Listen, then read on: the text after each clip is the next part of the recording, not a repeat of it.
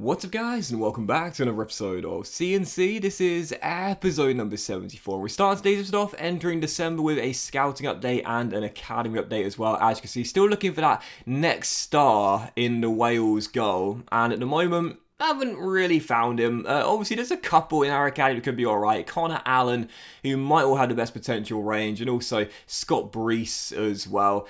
But for now, I'm trusting a man with a top knot. Price has been great all season long, still our main goalkeeper for club and country. I think our fixtures for December as well. As you can see, loads of games here. 8 games. Our final Europa League group game, of course, means nothing now, but also 7 big ones in the Premier League, including some massive games. Southampton, Liverpool, what a game that's going to be as we're the top 2. Just huge games coming. Spurs as well in today's episode as well. Loads and loads of big games. And Southampton away, our first game of the month as well. Coming on the back of a big win against the Red Devils. Well, we've opened a 6-point gap on Manchester United right now, but Southampton heading to the game right now in 6th place. They are going for a Champions League place this season, and away on the south coast against St Mary's, 3 straight wins in all competitions for Newport County, back in form. But I gotta say, heading into this game, I was feeling a little bit nervous. We were coming on Wednesday night, a couple of tired legs out there, but most importantly, a Southampton side right now in really good form, and they took the lead inside the first 5 minutes as well. So just like on the weekend against the Red Devils, falling behind early and needing a response. 14 minutes in, a great save on Dan James kept it at 1-0. And to be fair to Southampton in the first half, they weren't sitting on the 1-goal lead either. They all continued to push and look for a second and had a golden chance to get it as well. Price made a brilliant save on Haller, but the rebound turned in. And right before half-time, we were 2-0 down on the south coast, and Southampton, Ralph Hasenhüttl side, going for a Champions League spot, were playing like they're already considered a top 4 team. I couldn't stop them, man. Every time they came forward, they looked like scoring. So 2-0 Southampton, but we looked good going forward ourselves. We were getting chances, but unfortunately coming up against the goalkeeper on top form. A great save there on Matondo, kept it at 2-0. 2 big saves on one-on-ones as we were still looking for that goal. And a few minutes afterwards, 56 minutes in, well, I didn't want to celebrate this goal because Dan James scores it, but Rabbi Matondo took an age to get back to his feet. I love Dan James going to check on him there, and then Matondo comes over to celebrate. But even so, James gets us the goal. We halve the deficit. It's 2-1. It's no less than we deserve because we'd played pretty decently, but I kept on thinking, Rabbi, how bad is that injury? Because even though I need to get back in this game, even though I need to find a leveler, and even though you're the star striker of the save, I'm not going to risk anything, man. You are coming straight off. So Matondo taken off as a precautionary method, and right from kickoff. What a goal this was. Southampton back in front, but not one bit surprising. They look so good when going forward in the game. You know, one of those games where every time the AR come forward in the attack, you're like, this is going to be a goal. Yep, this will be a goal. And it was. 3-1, Southampton restoring the 2-goal cushion. And it was just one of those games where really nothing went right. Humphreys had been in incredible form lately, was largely anonymous. This shot going wide, that expression says it all. I'll take him off of Tyler Roberts. 3-1 down with 10 minutes to go. I'll take it off my dynamic duo. I basically waved a white flag at this point. I kept on looking for a chance to get back in the game with 5 minutes to go. What a ball by Rashesha over the top, and Isaac Davis. Do you remember this guy? League One Golden Boot winner. He's now our backup striker, but he barely plays because we barely ever rest Matondo, but he came off the bench for the injured Rabbi to get us a goal. His first ever in the Premier League, I think. Make it 3-2, get us back in the game, and his stoppage time, one final chance. Oh man, I tell you, we'd scored 2 goals, but this goalkeeper in the game was making save after save after save. A brilliant save there on Dan James, kept the 3-2 from the corner, headed wide, and that was how the game would finish. An absolute thriller on the south coast, a 5-goal thriller, but Southampton win it by 3-2, and after 3 straight wins in all competitions, brought back down to earth here on the south coast. I think it said Haller scored in the first half. Sorry, it's Daniel Milan who scored both, but even so, Southampton with the win there, and a big one for them as they continue their quest for Champions League football. Rabbi Matondo's injury, thankfully, was just a bruise once again to a 5-day injury. But speaking of 5, the frustrating thing about the loss was seeing that Liverpool extended the gap at the top of the table. Yeah, from 2 points to 5, they've got the better golden record as well. Look, we're 14 games in. We're only just over a third of the way through the season. There's a long way still to go.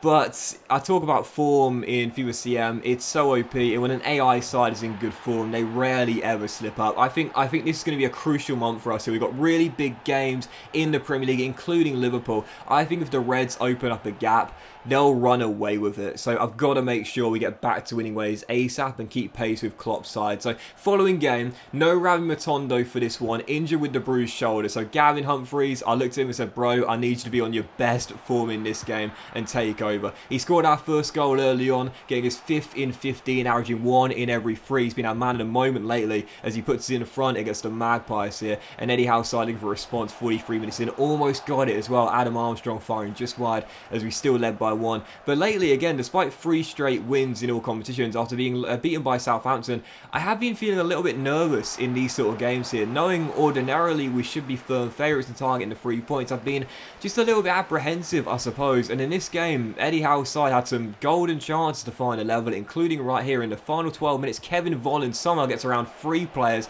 finds Hoffman, gets around his man and bends it in. Top bins. Yep, Newport County won, Newcastle United won. No Ravi Matondo to rescue me in this one. The Magpies find their leveller.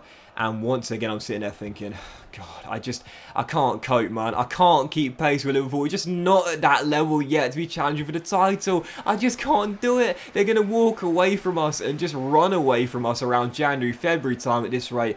But I thought, you know what? No, there's still time. Late goals, so common in FIFA. Keep your head up, keep believing, keep pushing, keep trying to find that goal to get back in front. And right from kickoff, we would. Rashesha storming down the right, rolls it across. His 2nd assist in 2 games as Tyler Roberts bags his 1st Premier League goal for us and gives us the winner in the absence of Matondo. A really hard fought victory. Had to grind that one out, but we take the big 3 points. And I'm just sitting there thinking, I don't know if we can keep pace with Liverpool, man. I mean, I know, again, it's so early on in the season. We're not halfway through the season yet. But I feel like just a level above us, you know what I mean? I'll do my best to keep pace with them, but it's going to be so tough. We did get a bit of a win there. And then on Thursday night, Applewell in the Europa League group. Again, the game counted for nothing. We'd already guaranteed top spot. So I rested my entire side there against the side that were bottom of the group. We drew 0-0 and again, didn't really matter to me one bit to be honest because again, we'd already guaranteed top spot. So yeah, drew 0-0 in our final Europa League group and of course the draw for the round of 32 won't include us. In the Europa League nowadays, the group winners get a bye and go straight through to round 16. So yeah, we won't have another Europa League game until around February time. So yeah, one of the benefits of topping your group in the Europa League. So yeah, through as group winners with only 1 defeat in 6, and for our final game of today's episode, it's been a tough run of form for Newport County. 1 win in our last 3 in all competitions. Now taking on Spurs away from home. I have to say, I think thinking about it now, I think we had 5 wins in our last 9, 5 wins in our last 10. It's not been great anyway. So taking on Spurs away, big game here in North London. Tottenham Hotspur right now not in great form this season. I thought, okay, gotta get a big win here and a big victory in away day. Well, Leon Bailey gave Spurs the lead, and again, it was one of those moments where I was just thinking, I can't do it. I can't do it, man. Liverpool are just a level above us, and they're not slipping up, and I just cannot be as perfect as they are. So from kickoff, down by a goal, I thought about the Newcastle game, how we got back on level back in front right from kickoff. I thought, let's do it again here against Spurs. Right from kickoff, we worked the ball through to Matondo, back in the starting 11 after that bruise, and back on the score sheet as well. Goal number 11 for the season, for our number 11 in the Premier League, and it is 1-1 in North London. And those kickoff goals, I talk about them a lot, they are so aesthetically pleasing and so cool to score. So 1-1, but it really was just a crazy opening to the game. 15 minutes in, practically from Spurs' kickoff, they got back in front. Harry Kane with the finish makes it 2-1, and the Spurs skipper restores the lead for Tottenham. And my defence was looking so leaky, I just could not stop Spurs when coming forward. But what I did know is that I get chances on the offensive end because our front 3 at times is so lethal, especially with Humphreys right behind. Aiming this to go in the first half, Dan James sent forward under pressure, just couldn't squeeze it in between the posts and puts it wide. But we kept having chances in the first half on the break. Right before the break, another golden chance. Matondo rolling through Lloyd down the right hand side, gets past Hanko. This time, can we finish? No, once again, put it wide. I was getting the chance, but my finishing touch just wasn't there in this game in North London. So, still down by a goal. But I thought, do you know what? It's a numbers game. It's like online dating. It's a numbers game. Eventually, it'll work out for you. You just got to keep on pushing. Just got to keep on believing. I kept on getting the chances. 4 minutes after the restart, Matondo then denied as it was still 2-1. And past the hour mark, despite the frustration, I kept on believing. Our dynamic duo coming on the break here. Ball through by Gavin, finds Matondo. And this time, we get it right. Like the 5th time time of asking. A Rotondo rolled through by Gavin, smacks it in, top bins, and it's 2-2. And for the second time in the game, we'll battle back from a goal down to level. And I was thinking, do you know what? A point's not a bad result in North London, but let's go for all three. 18 minutes to go. Oh, pick that one out. Ravi Matondo with an absolute belter gives us the lead for the first time in the game. Once again, the dynamic duo Gavin to Ravi. But this finish, look at the bend on this ball. That is absolutely majestic. Top corner, brilliant strike pass from Ramiro. Matondo, the hat-trick hero, gets the match ball, gets the 3 goals, most importantly, the 3 points. I think it's his first hat-trick of the season, and a big one there in North London as we get the 3 points. So the gap on Liverpool remains the same as we approach the halfway point of the season. It is still 5 on Jurgen Klopp's Reds, and they've got the better goal record as well. I'm doing my best. I'm doing everything I can to keep pace with Liverpool after 14 wins in 16. All I can do is do my job, but I need someone to take points off Jurgen Klopp's side. Otherwise, they're just going to run away with it. But that will end today's episode of CNC, guys. Big thanks for watching. If you enjoyed it, if you want to drop a like, much love to you. Have a fantastic day, and I'll see you for the next episode featuring the big top 2 clash against Liverpool as well. Early season title decider? I guess we'll wait and see. I'll see you for very soon.